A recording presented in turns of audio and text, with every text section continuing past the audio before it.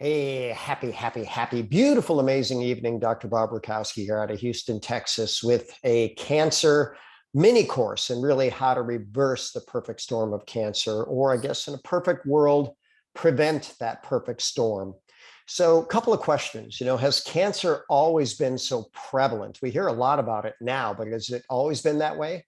Short answer is no. I'll show you the data. So, what's causing the problem? Short answer, we are, the way we've done things in the world.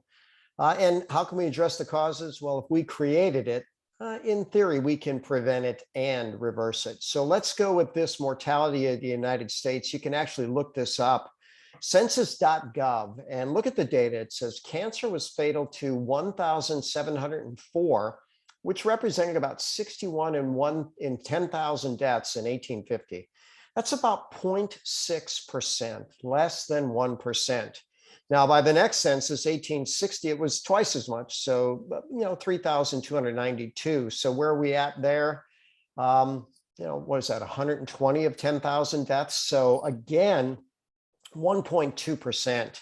So it definitely hasn't always been that way. And then this is for England and Wales in 1880.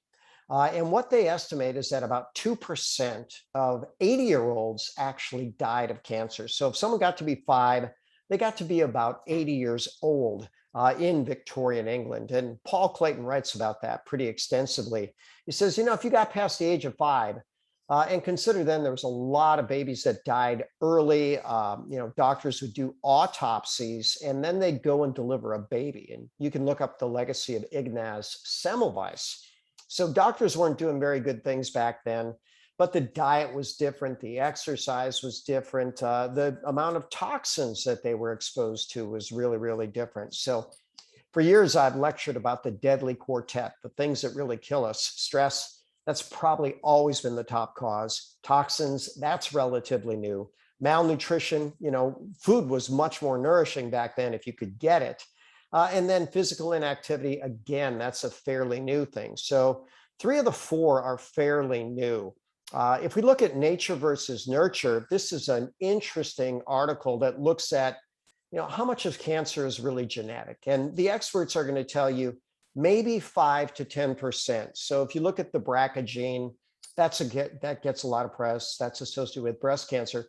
Our genes haven't changed that much, but certainly breast cancer is up exponentially. And it's because of all the estrogens in our environment.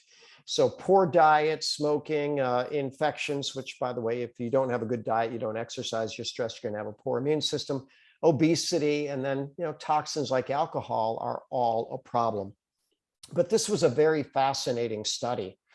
These researchers wanted to know, okay, are genes the story of cancer? So they took a normal cell with a normal nucleus, normal genetic material, and then they took a cancer cell with cancer genetic material, and then they just swapped the nucleus. They put the normal nucleus into the cancer cell body, and then they put the cancer nucleus into a normal cell body. Well, guess what happened? It wasn't the cancer nucleus that was the problem. It was actually the cancer cell body, the toxic environment that led to the production of cancer cells.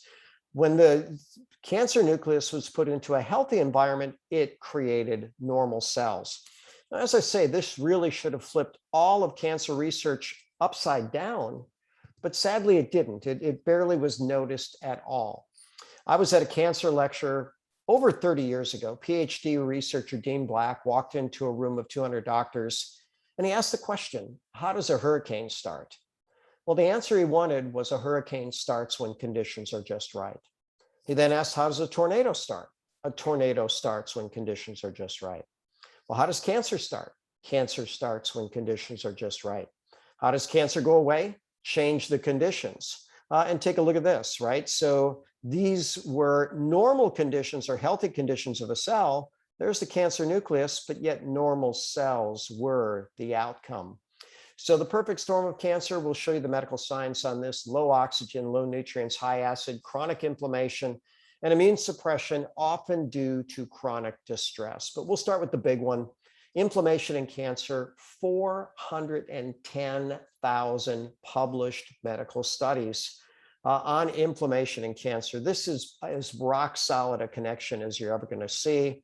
British Journal of Cancer published these words: conditions provided by a chronic inflammatory environment are so essential for the progression of the neoplastic or the new cancer process. Clear language there. And then excessive and pathologic inflammation, that's going to cause pathology, causes DNA damage, instability of the genome, epigenetic dysregulation, meaning even your lifestyle choices aren't going to help you as much. It's going to alter cell signaling. That's all part of the cancer process. And that is going to set up cancer.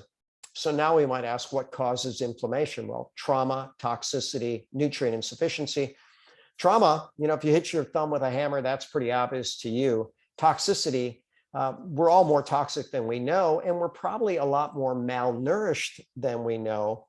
But here, let's just talk about nutrition as it can deal directly with the chronic inflammatory process. So I created a food pyramid around 2000, or a nutrition pyramid. Nature's foods: if God made it, it's okay. If man made it, stay away. You want to eat a ketogenic type diet, one that doesn't raise blood sugar at all, and mostly plant-based, because plants are very powerful anti-cancer. Nutrients: superfoods, reishi, also known as Ganoderma, powerful anti-cancer benefit. Then there's foods, functional foods, medical foods that are actually known to modulate the inflammatory process. And very important, omega-3s and an activated form of omega-3s with resolvins. These are powerful anti-inflammatories. There's a little bit of benefit from a multivitamin, probiotics, and a combination of D3, K2. And I recommend that people get them all, but especially the 4 that I have highlighted here. Studies show that Ganoderma, also known as reishi, modulates the inflammatory process by over a dozen proven mechanisms. Let's look at low oxygen. And in fact, the PubMed search that I did, I actually searched anaerobic, meaning without oxygen. So over 2,800 PubMed studies on that, going back about 90 years. But there's a molecule called nitric oxide, and this won a Nobel Prize. Doctors knew for many, many years that there was some nitrogen-containing molecule that would dilate blood vessels. So if you think about 1970s movies, you might find a really angry guy, and he usually had a big belly. And when he would have an anger episode, he would start clutching his chest. He was having chest pain. Then he'd start fumbling around for a bottle of pills. He'd grab a pill, he'd put it under his tongue. And within moments, he was breathing easier, and his chest was no longer feeling like he had a knife in it. Well, that was nitroglycerin. So scientists knew that there was some nitrogen-containing molecule that would dilate blood vessels.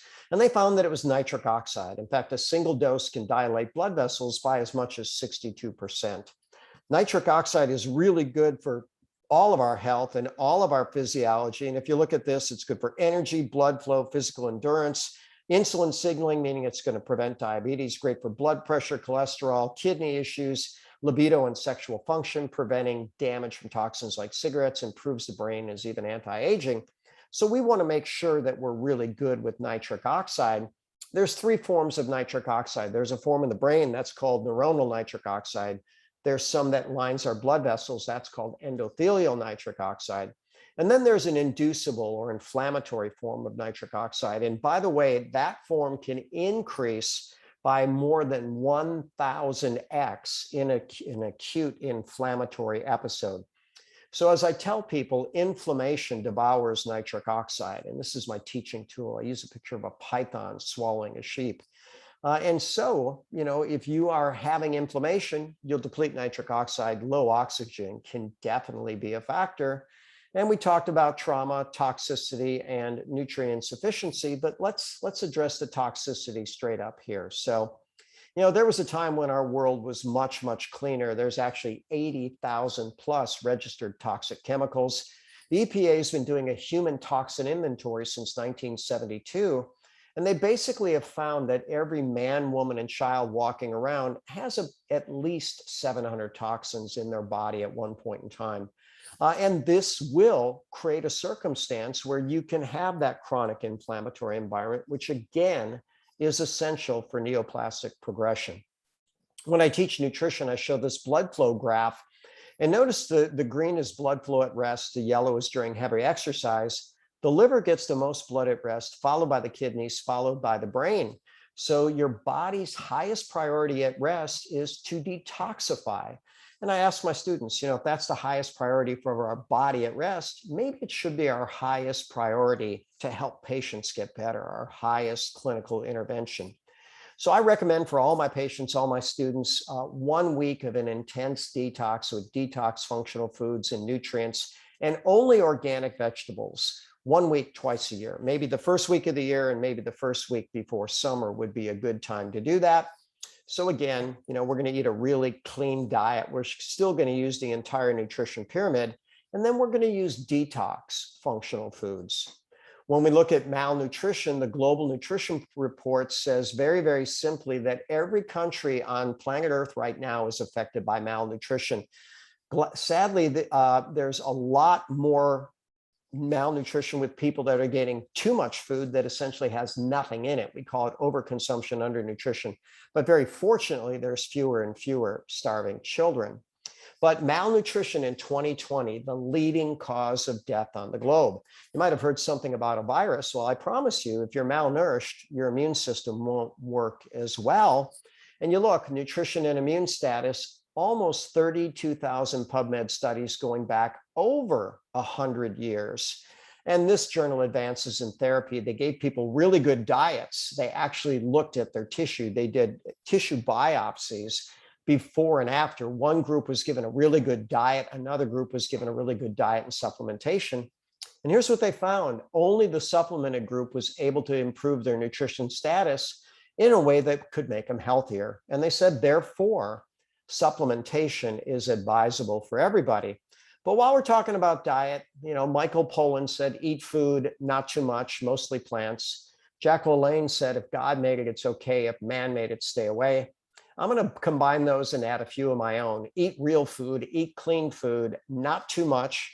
Why not too much? Calorie restriction is a proven mechanism of longevity. And when you eat fewer calories, cells that aren't very efficient with energy will die early, and those include cancer and precancer cells.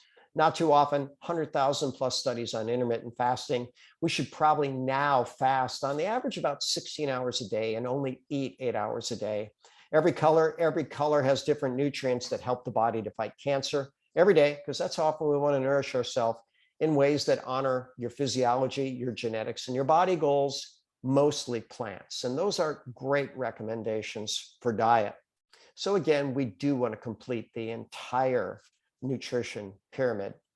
When we look at cancer and the immune system, over 255,000 published studies going back again over 100 years. So what are the enemies of the immune system? I tell people stress and sugar. Sugar actually slows the activity of the immune system. That's why diabetics get infections and have a hard time healing.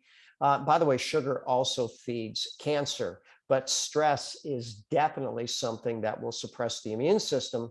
And the first cell that's suppressed in a stress response are actually natural killer cells. Those are cells that kill cancer cells and viral infected cells.